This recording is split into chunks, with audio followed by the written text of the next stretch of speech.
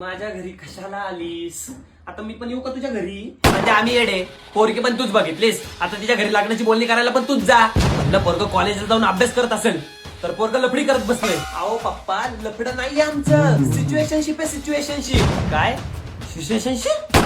अरे उभ्या आयुष्यामध्ये मी टायटॅनिक फक्त पिक्चर मध्ये बघितली, ते पण पप्पीचे सीन बघायला. आणि तू हिला घेऊन सिच्युएशनशिप वर फिरायला गेलता?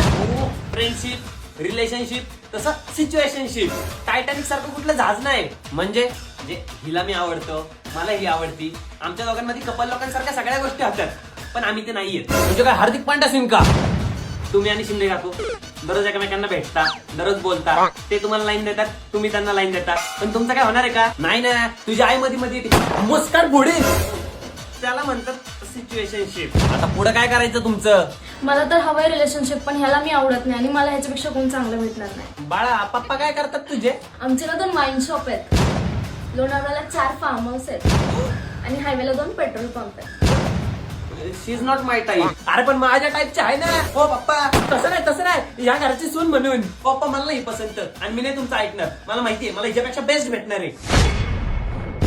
पप्पा करतो, तिच्यावर लग्न करतो, पोरांची पण नाव ठरवतो. पप्पा नका मारो. ए नेहा, अगं मी लग्नाला तयार आहे. लग्नाच्या पत्रिका छापाय करायचा. पप्पा मी तू माझा फोटो छापते.